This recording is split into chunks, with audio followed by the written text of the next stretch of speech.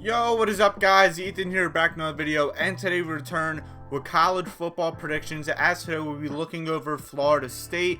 If you haven't already, hit that like and subscribe button, I'd really appreciate it.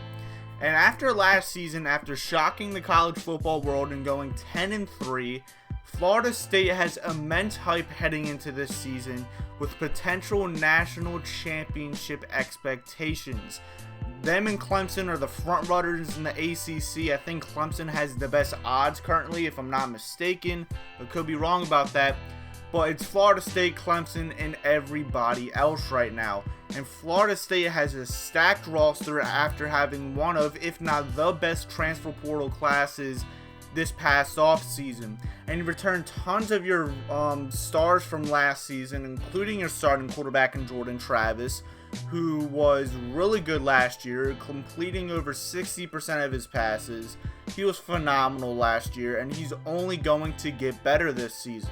You return your starting running back in Trey Benson.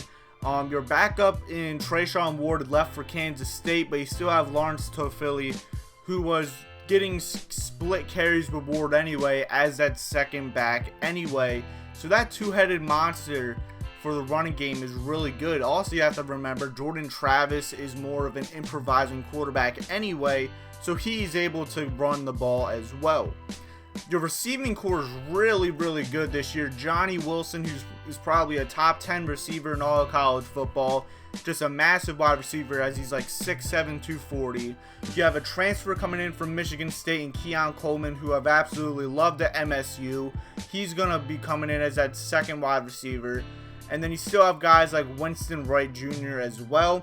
And you have two breakout true freshmen. You have five-star Hakeem Williams and Vandravius Jacobs, who I've been hearing is balling out in camp. So look out for Jacobs as well, as he could be breaking out in his true freshman season. And then of course you get Jaheim Bell, one of the best tight ends all last season. He's coming in from South Carolina.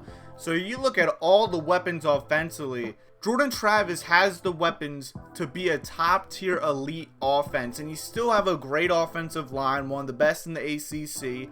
You get Jeremiah Byers coming in from UTEP. He was one of the top tackle transfer portal guys. Florida State, like I said in the beginning, killed this transfer portal class.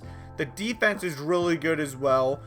And talking about transfer portal guys, Fentrell Cypress coming in from Virginia. He was the number 2 overall recruit in the portal class. Florida State got him. And you did lose a few guys in the secondary like Jamie Robinson, so to get a guy in the secondary like Fentrell Cypress is really good. You still have some guys in the secondary as well who's really good, like Akeem Dent and Grady Vance Jr., who led the team in interceptions last year. But the main thing on this defense is this defensive line. Jared Verse is probably one of, if not the best edge rushers in all college football. He transferred in from Albany last year, and he popped off. He could have been a first-round NFL draft pick, but he returns to Florida State, and he's going to ball out on this defensive line.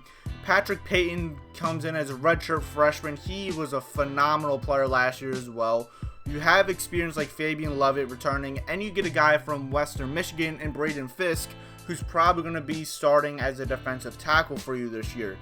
And then you still have a good linebacking core with Kalen DeLoach and Tatum Bethune. So this overall defense for the Noles is really good. If there's anything question marks, is probably the depth on the secondary. But the secondary, like I mentioned, is really good. So this Florida State team has the talent. What is their record going to be, and do they have a true chance of making the college football playoff? Let's hop into the schedule. Your first game is by far the best week 1 game, Florida State versus LSU, and this is just so 50-50. This is a neutral site game. It's in Orlando, and if you have either team winning, I would not be mad at you. But as you saw in my LSU video, I do have LSU getting revenge based off of last season. I'm going to have the Tigers winning a super close game in this one. I just think LSU has the better staff, and I think their offense is going to be furious after what happened last year. Jaden Daniels is way more used to this system, and LSU and Florida State are just two super good teams from last season who got better this offseason. If you have Florida State winning this game, 100% understand. And I'm probably going to be contemplating with myself who I have winning this game until the actual game happens, if I'm being honest with you. But I'm going to have LSU in this game. Next game, you host Southern Miss. We're not going to waste your time. That's an easy win for the Noles. And then you head up to Massachusetts to face Boston College. Boston College, I think, is going to be one of the worst ACC teams this year. Even though it's on the road, the Noles are going to win that game. And then you head into Clemson, and this is by far the biggest ACC game. The top two guys in the ACC facing off against one another. And personally, I'm going to have to take Clemson in this game. I just think Memorial Stadium is going to be hyped up for this game. This is most likely going to be a primetime game.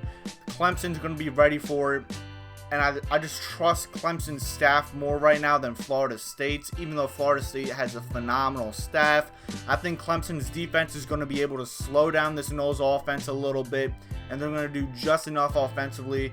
If you have Florida State winning this game, I would not be surprised, especially what happened in the South Carolina game last year. But I have to take Clemson at home in this one.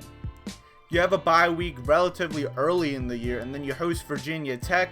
I think Virginia Tech is getting a little slept on. I think they do have bowl game aspirations, as they could make one. But you're not going to go on the road and beat Florida State. Florida State's going to win that at home. Next game, you host Syracuse, and the Orange lost tons of guys defensively. So I think Florida State's offense is going to be able to dominate. Give me FSU at home.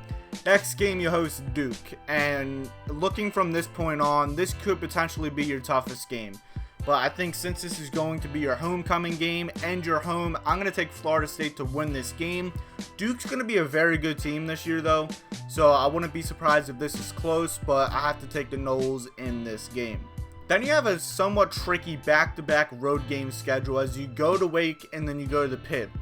And I'm going to have you winning both of these games. Wake Forest, you lost a few guys, especially Sam Hartman, into the transfer portal. So Wake couldn't be a bowl team, but they're not going to be as good as last year. So I think you're going to win that, even though Wake's offense is very unique.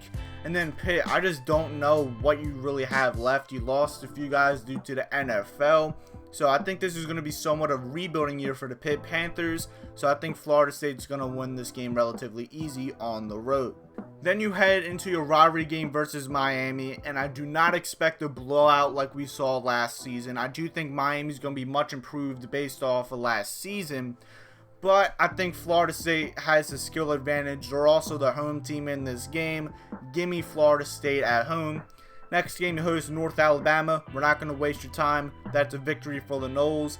As you head into the final game of the season at Florida, I'm not a big fan of Florida this year, as a lot of people are. They're not going to be a bowl team in my opinion. And it could be close for a little bit just because it's in Gainesville. This is a rivalry game. But I think at the end of the day, Florida State pulls away in the second half. The Noles win this game on the road. And after starting the season 2-2, you win out after your bye, as I have Florida State going 10-2 this season. And to be honest, after that Clemson game, I really don't see you losing. Maybe if Duke's that good, you could potentially slip up at home. I don't think you're going to lose to Miami or Florida. Maybe you slip up at Wake or Pitt potentially on the road, because we have seen crazier things happen in college football. But after the bye week, I just can't see Florida State losing with the amount of talent and what a good staff this Noles team has. If you have FSU beating Clemson or LSU, 100% understand. I think the ceiling for this FSU team is going to be 12-0. But realistically, I think the floor is 9-3 and making a good bowl game. But what's your opinion for Florida State? Let me know in the comment section below. Like, share, subscribe, folks. And like always, have a good day. Peace out.